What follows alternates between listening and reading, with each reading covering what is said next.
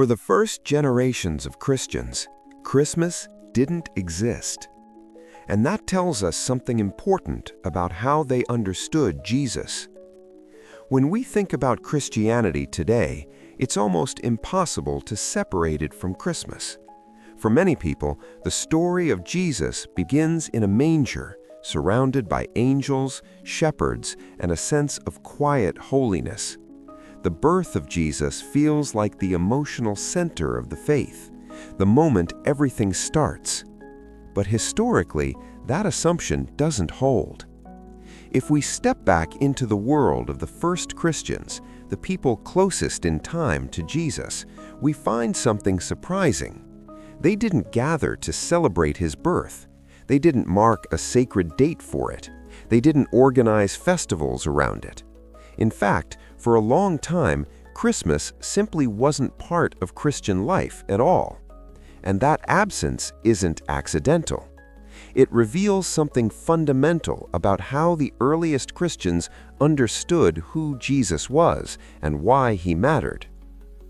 The first Christian communities emerged in the middle of the 1st century, in a world shaped by Roman power and Jewish tradition.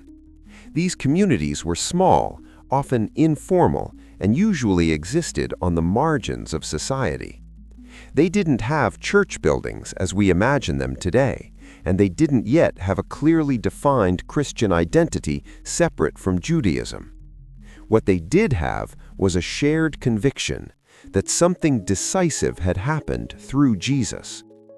But when we look at the earliest Gospels, especially the letters written by Paul, we notice where the emphasis lies. Paul speaks at length about Jesus' death, about suffering, about resurrection, and about the hope of a transformed world. He reflects deeply on what the crucifixion means and on what it reveals about God and humanity. What he does not talk about is Jesus' birth. There are no infancy stories in Paul's letters, no mention of Bethlehem, no angels announcing good news, no reflection on a miraculous conception. That silence is striking, especially given how central the birth of Jesus feels to Christianity today. For Paul and the communities he addressed, the meaning of Jesus did not begin with how he entered the world. It began with what happened at the end of his life, and with what they believed followed after. Even when we turn to the Gospels, the picture remains more complex than we might expect.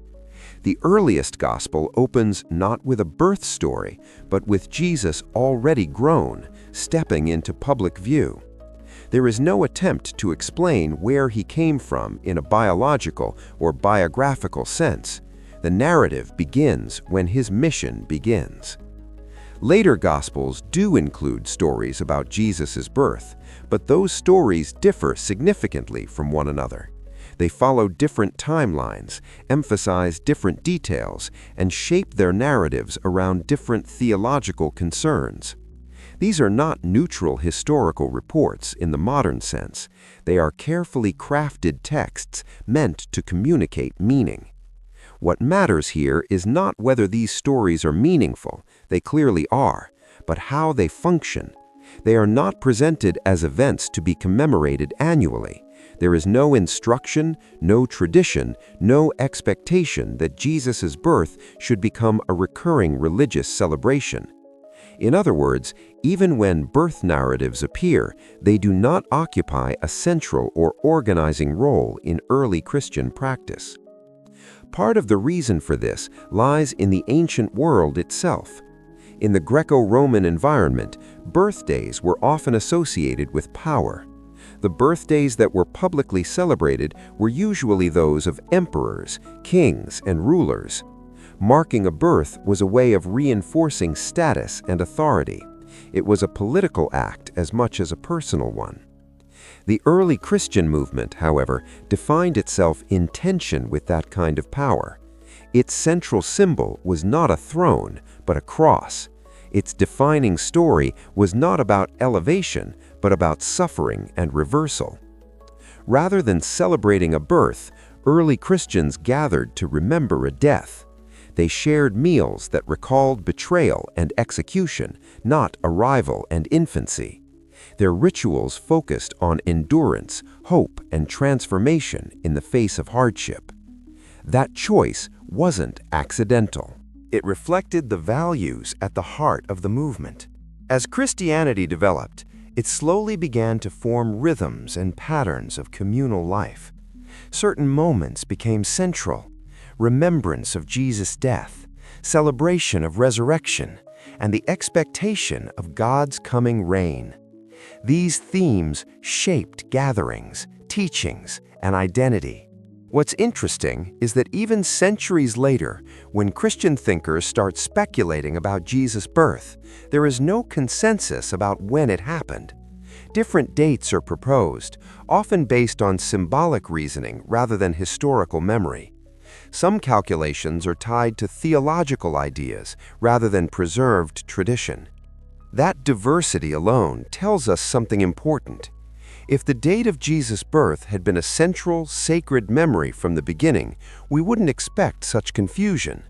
The fact that early Christians had to calculate, debate, and symbolically assign a date suggests that it simply wasn't something the earliest communities felt the need to preserve.